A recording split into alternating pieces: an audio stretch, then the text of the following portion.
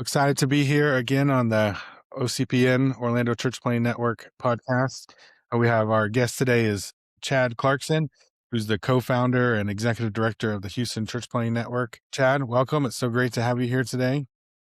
Thanks, Gabe. Great to be on with you today. So the Houston Church Planting Network has been such an inspiration to us and what we're trying to see happen here in Orlando. So Chad, tell us a little bit about how the Houston Church Planting Network got started. Yeah, you bet. Again, great to be on with you today. Excited what's happening in Orlando, and looking forward to even hearing more of the story of what you have planned there. But in terms of Houston, we started HCPN around 2010. Was our first gathering. I was serving as a pastor of church planting and missions at a church. And we had really developed our strategy there off of Acts 1:8. What's our Jerusalem look like? What's our Judea, Samaria? What's the ends of the earth look like? And so for our Judea Samaria, that really became for us as a local church, how do we get after greater Houston? At that time, Houston was about 6 million people, one of the most diverse cities in the United States. And the realization was, all right, we've got to do something to see this geography be impacted with the gospel. And the other reality was kind of a task that massive. It's like one church can't do that by themselves. We had been already involved in at our church doing church planting, had done some cohorts, some residencies, things like that. And we just felt like God was stirring something about what would it look like to kind of bring the church together in Houston to focus on multiplication. So we did an initial gathering end of 2009. Again, it wasn't like, all right, here's our strategic plan of the Houston Church Planting Network or anything like that. We really said at that first meeting, we wanted to be about Houston. Again, we talked about the geography, how fast the city was growing, kind of laid out all the demographics. We talked about church planting. We said we wanted to focus on church planting, believing that church planting was, a great strategy for reaching people. And then we said from the beginning, we want to be like a network, but even use the phrase from the beginning, network of networks. So we weren't asking people, quit being Baptist, quit being Presbyterian, don't leave your network, but could we stack hands on something for the city? So that was kind of the birth of HCPN. Now, out of that first gathering, it was like crickets. It was like, not like, all right, let's go change the world by any means. But there were some church planters definitely interested and continued to meet. So we kept meeting on a monthly basis. And honestly, it really took us probably 3-4 years to begin to see some momentum happen. But that was kind of the impetus of HCPN. Awesome. Yeah, and with that, eventually you guys ended up doing cohort-based training, a finishing residency, and a foundational. How did each of those get started? Like, what did you start the finishing first or the foundational first, and how did that go?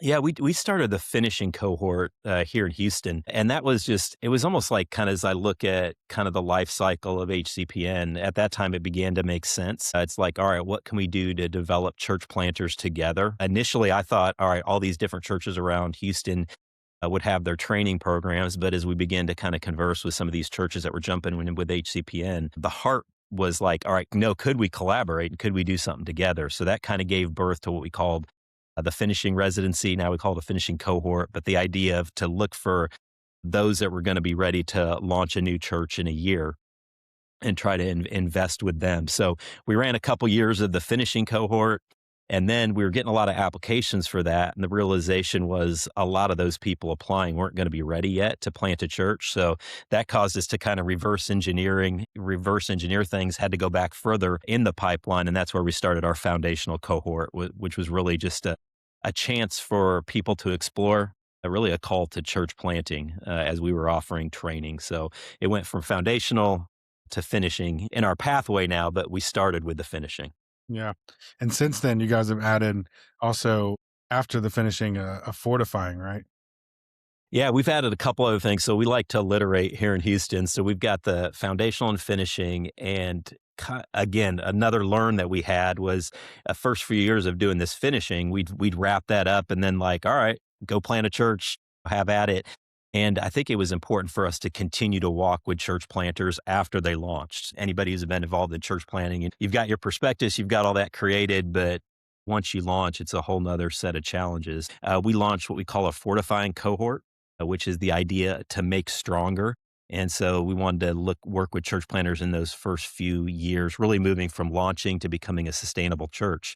And since that time now, we've also launched flourishing cohorts, which are designed for churches that are kind of past the, sustainable stage, but working on becoming a growing church and multiplying church. And so that's where we have flourishing cohorts as well here in Houston.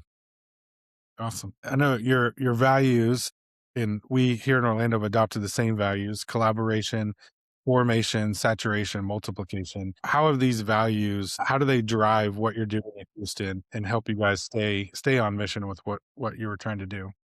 Yeah, I think those values have been key for us. And really, in those early years of HCPN, we kind of worked on kind of the first year where crafted a mission statement and really adopted those values that you just said. We felt like those were important values of who we wanted to be about. Really, if you were to cut HCPN open, this is what we wanted to bleed in essence. And I think that's important because I think one of the learns we've had here is people can get excited about vision short term, right? They're like, all right, rah, rah, let's go reach the city. But I think we've discovered, if they connect to the values at that heart level, it really determines the long term kind of sustainability with the network if they're going to be a part of it.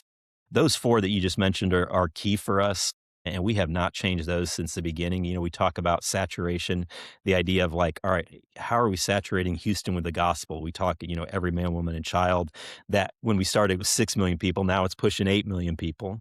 So how are we getting after that? The idea of collaboration, that we are co-laborers. One group, one church, one network, one denomination can't get that task done in Houston by themselves. So we have to collaborate. And the realization is we believe we're better together when we do that. And then multiplication, that's been at the heartbeat of like, all right, we want to see not only multiplication of churches, but multiplication of church planting churches, multiplication of leaders, multiplication of church planters as well. So that's a heartbeat. And then formation has been key for us.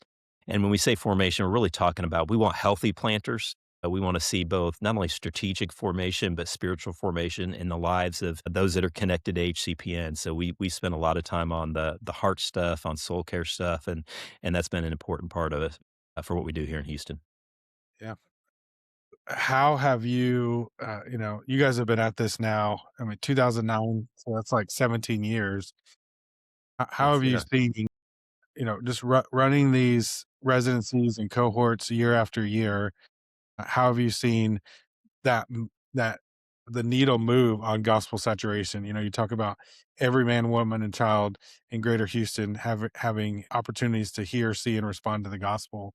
Uh, How have you seen the needle move on that since these last 15 years of plugging away?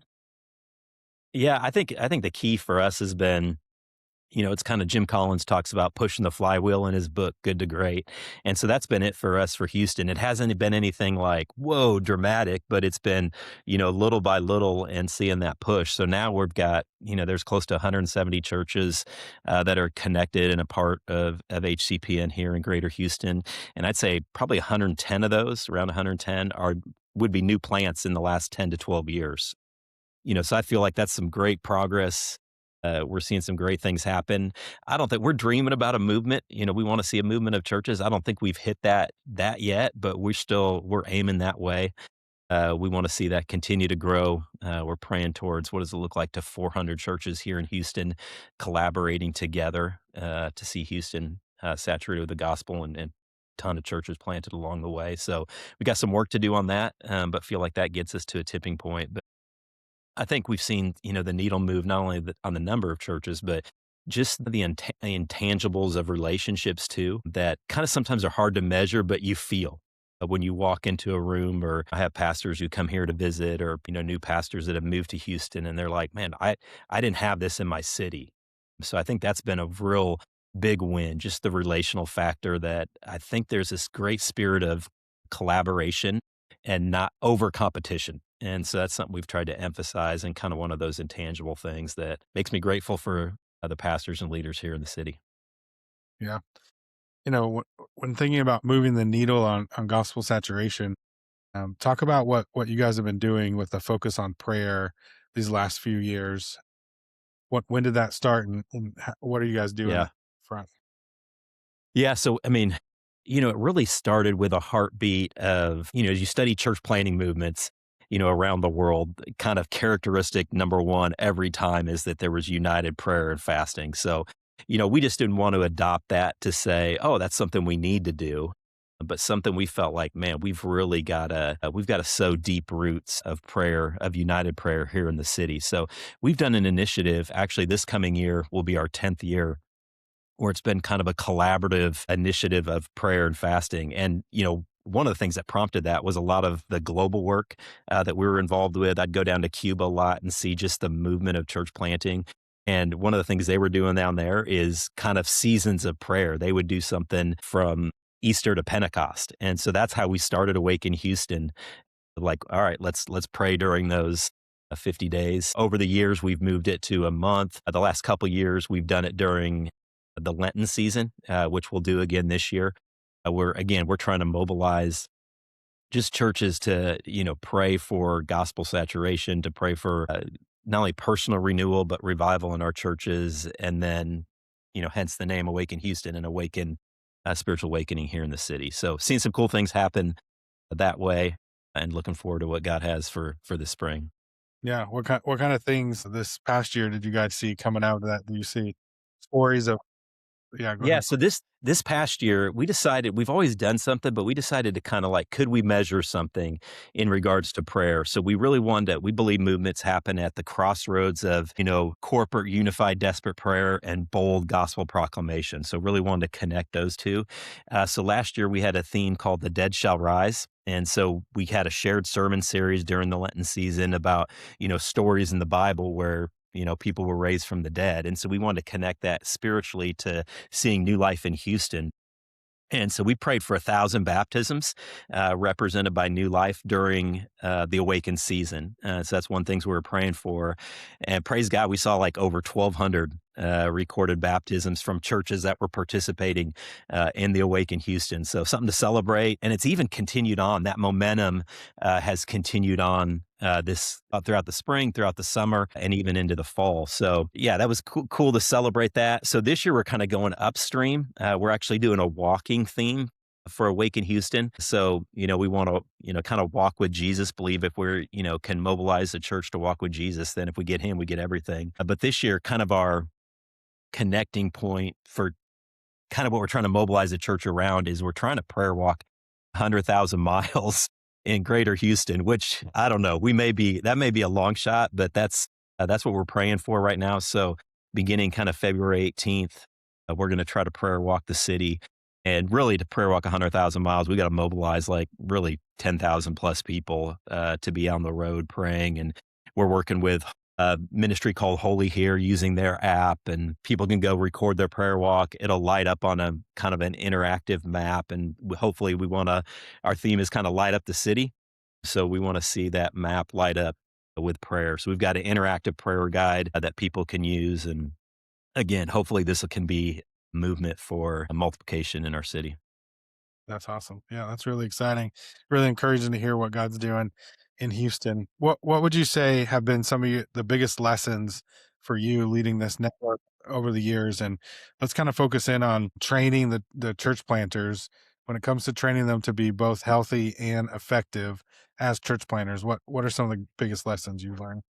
Yeah, on the training piece for planters, I think it's both, again, going back to what I said earlier on formation, it's both strategic formation and spiritual formation. So I think if we had three big buckets where we've been training on over the years, it's kind of the church, missional church. What does that look like? There's been an aspect of leadership development. How are they developing their own leadership, whether it be self leadership, interpersonal leadership, team leadership, things like that. And then the third piece would be kind of that soul care, again, the heart. So, on anytime we get together, there's an aspect of that. So tomorrow is our finishing cohort. They will meet. And so there'll be an aspect of all those three things happening every morning. Kind of the first session, the finishing cohort is something related to soul care. And so, word, prayer, confession, things like that. I think they're even going to go on a prayer walk tomorrow, which they may need to button up because Houston, it's going to be cold here tomorrow for Houston. So it'll be interesting. But yeah, I think that piece has been key. And even as we've talked to, if we were to line up like everybody that's, I think we've had, 75, 80 kind of go through the finishing cohort now. And if I were to line those guys up and ask them, what's been the most impactful thing, they'd say one or two things. One, they'd probably say the soul care aspect of our time together, because they come in thinking about, oh, everything they got to do for the church plants. And second, and so it's been good to focus on their heart.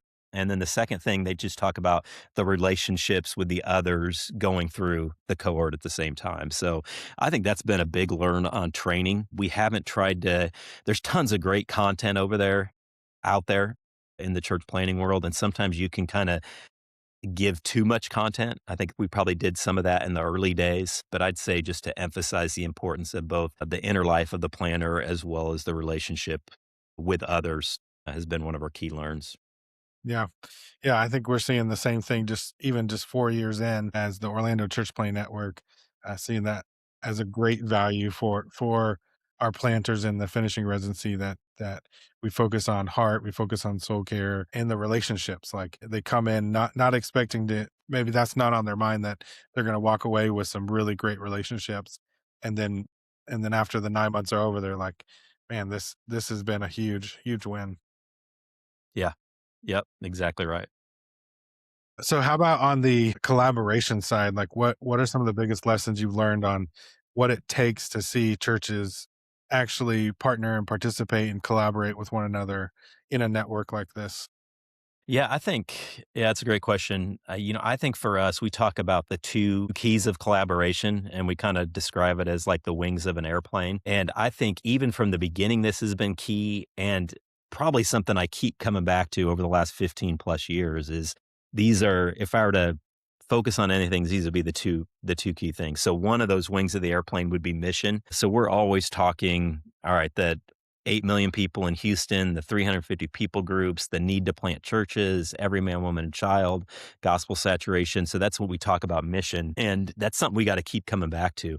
And so we try to drive that a lot with collaboration because that's something that, churches aren't going to disagree with if they're about the mission of Jesus, right? So we keep driving that's a key. And then the other side of that, kind of the other wing of the airplane is relationships. So we talk about, all right, it's only going to it moves at the speed of trust. So people have to know each other when you're collaborating together. And so that takes just building relationships. So all of our environments, it's a lot of, our gatherings are around lunch, around sharing a meal because we want to build relationships. We spend time praying, want pastors to pray with one another. We do regional gatherings now that are in, certain regions of the city because we want to help foster relationships. So I think that's been one of our biggest learns and probably what I tell any city that was trying to work on some sort of initiatives like, all right, make that your focus. You're focused on mission and you're focused on relationships for a starting point. So I think that's been one of our key, network learns over the years. And there's probably been, a myriad of other lessons that we've learned. Some is that what I mentioned early, pushing the flywheel, right? It takes time. Again, we tell planters in terms of starting a church that nothing grows fast but a weed. And I think the same thing with networks, that it takes time. If you're going to build a healthy network, don't rush it, do it right, and it'll move at the right kind of the growth speed. So I think those are some couple things we've learned over the years. How has church planting changed since you first started HCPN, or has it? Maybe say it hasn't really changed. I would think in Yeah. 17 years, some things might have changed.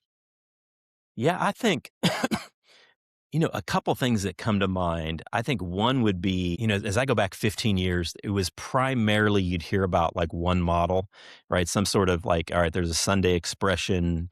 We're trying to get people to come to Sunday. I think now it's like there's a portfolio of different models, church planting models. You hear more about house church models, missional models, hybrid models, multi-site, bivocational, just kind of go down the list. And there's probably a lot of, strategies for church planting that I see now that maybe I didn't see, a couple decades ago.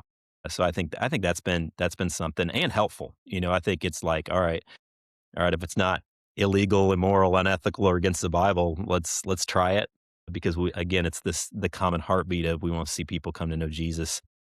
in terms of church planting. Yeah, so I think that's something. I think, another thing has been the rise of networks, has been, from the beginning when we started HCPN to now, just the number of different groups that are engaging in church planting or new networks, specialized networks popping up all the time, which is great. More people thinking about church planting and want to multiply churches, and just I think what's available to a church planter in terms of coaching, training, assessing, support. I think, we've got churches in our network that are, 25, 30 plus years old. And they're like, they say that see the things that are offered to church planters now. And they just kind of, they're shaking their heads like, oh man, this was not available when I planted church, which can be good and bad, because sometimes I think church planters can also there's so much at their disposal. Sometimes that hustle, they may, it kind of goes out of them a little bit. So I don't want to take that away, because I think every generation of church planters needs to kind of keep that hustle and tenacity and hard work to be a part of. But I think it has changed, but at least I continue to see the common heart of like, all right, either people are coming to know Jesus, we got to organize them somehow, or I want to go plant churches to reach people, which is great. Yeah. Yeah, for sure. Yeah, it's changed a lot. I mean, there's so many resources that are available now. And Yeah. when my lead pastor of the church that I'm a part of, he planted a Mosaic church in the early 2000s, 23 years ago. Uh, there were very little books on church planting, Yeah. hardly any networks. Networks were just starting to be launched. So it's quite different now. Uh, Yeah. and with all those resources, yeah, like you're saying, like there's so much available, and yet church there's some core things like church planters have to fight against losing that drive to go and pioneer something just because you have all these resources available.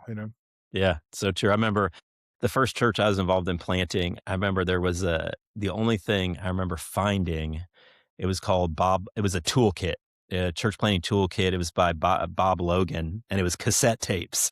I don't know if I still have those somewhere in some box, but there was like a dozen cassette tapes on church planting, which I'm grateful for, because I think we ran those into the ground. So Yeah, one of the things that over the last few years has been something that I'm hearing from a lot of the networks, from Sin Network, from Acts 29, from you guys, and it's this need for church planters to be evangelistic and not just shuffle sheep around, but really go after the lost, go after the unreached in the city.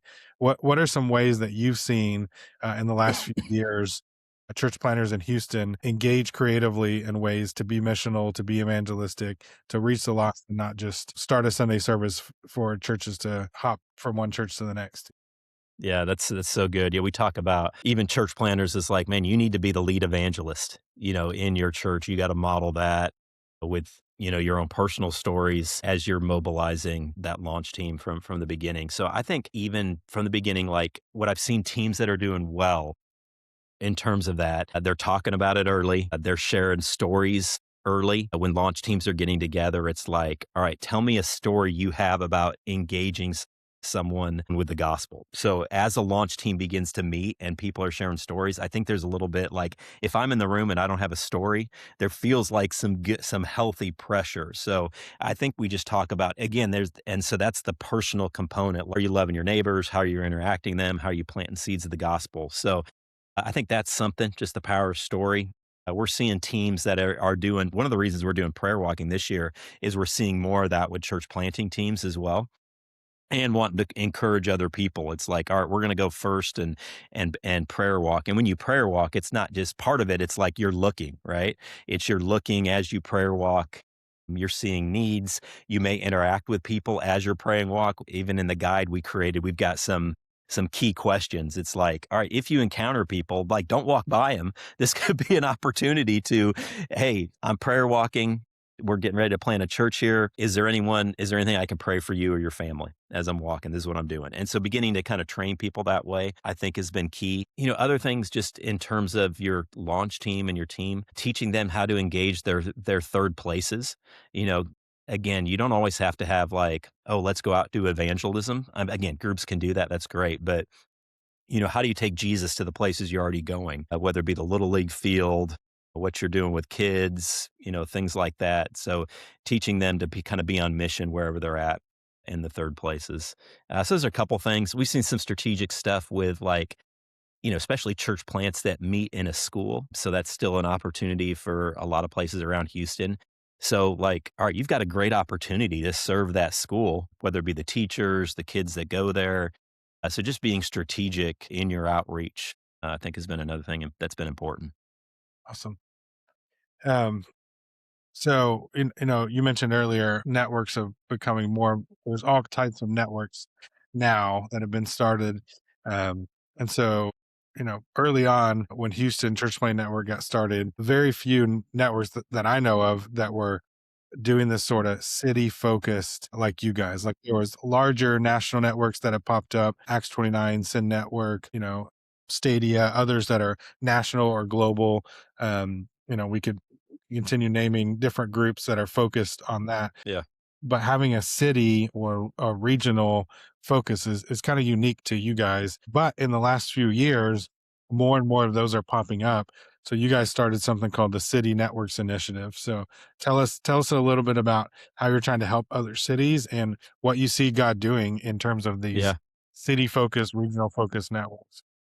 Yeah, it's been exciting, and it was almost like how we started HCPN. It wasn't like, "All right, here's our strategic plan," but it was almost in a response to, like, hearing from other cities, like, "Hey, we feel like God's laying something on our heart about our," whether it be Orlando or Charlotte or Portland, about, "Hey, we wanna do something collaborative in our city.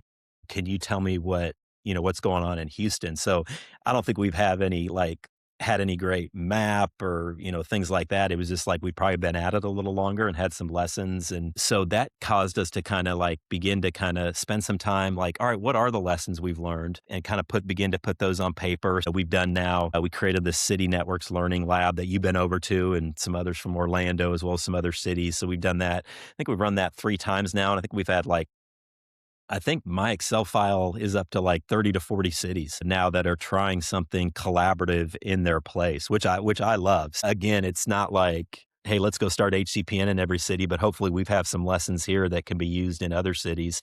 And now the fun thing is, like, we've had a chance to be on cohort calls together with different people that are pursuing a kind of collaboration for multiplication in their geography. So now it's been great for Houston. And I'm like, all right, Gabe, what do you learn in Orlando that we can, apply back to Houston, and what are other cities learning? So it's all been really open handed, I think, with every city involved in that. But again, I think it relates to, I think God's doing something. Really, I think there's a spirit of John 17. There seems like there's a movement of John 17, of collaboration, of like, all right, it doesn't have to be our denomination, our network, but really kind of this network of networks idea, because it's really going to take the whole church, the big C church, to see really a splash in getting after every man, woman, child. So I really strike it just that the Spirit's striking a match, doing something in the hearts of leaders for this idea of collaboration to reach geography. So it's fun to be a part of, and excited for continue to hear more cities popping up, doing something similar. Yeah, that's awesome. Yeah, and in some cities, the focus can be on other things like the church unifying around serving the city in some way, like foster care or, Hmm. tackling the homeless issue, or sometimes, trying to unify the church around discipleship or around leadership development. What have you seen as, over these years, and with the cities that are connecting to the City Networks Initiative, like a starting focus point being church planning, that being kind of the key thing that we come around, and then some of these other things being fruit of that. Yeah, no, exactly. Yeah, when we started HCPN, about that time, actually, Tim Keller had written an article called Movement Dynamics, and talking about the idea, if you're going, and in that he talks about, if you're going to reach a city, you got to have multiple networks, organizations, denominations that are gathering around a core of church multiplication. So from the beginning, that's been our heart. Like, how do we collaborate to see churches planted over the years? Like, and to the very things you've said, all great things, right? Like, we want to, all right, how do we impact the homeless, the hungry, deal with issues of human trafficking, other issues of really gospel demonstration? prayer, things like that. So our board went away, several years back and just said, are we supposed to start another organization? Or are we supposed to, like, what does that look like? And we really landed saying, no, we're supposed to, all right, how can we almost frame HCPN as like a network that is trying to make city impact, but still focused on the key church multiplication as being our key. So as we kind of looked at different like city networks, there seemed to be kind of five key components that kept popping up to say, hey, if you are reaching your city, this is what it takes. Jeff Vanderstelt does a great job on unpacking these. You can go to Saturate the World to kind of look more at those. But he talks about five key things. He talks about the idea of united prayer and fasting, uh, about strategic church planting and evangelism type initiatives.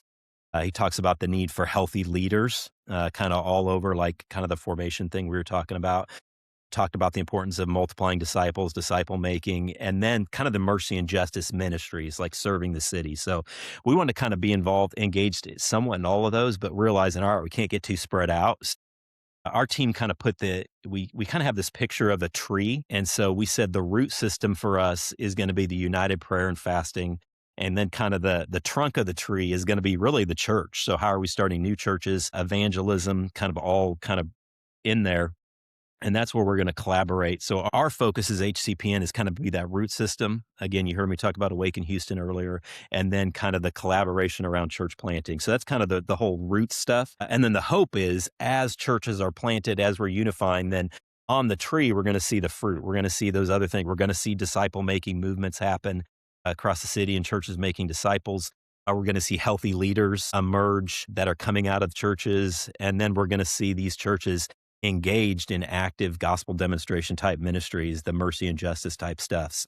So we partner with like kind of all those different initiatives on the city, but we're focused on kind of the root system of prayer and then the trunk of the tree for us, which is church multiplication. Yeah. Great. Well, thank you. This has been such a helpful and encouraging conversation. I just appreciate so much all that you're doing, not only to lead this initiative in Houston and to see more churches planted in Houston, but also to encourage and coach other cities like Orlando and others around the country and around the world that are wanting to do a similar movement in their city. So thanks for all that. And I think just lastly, I'd love for you to kind of in closing share what are some things that you're hoping to see God do in 2026 in Houston.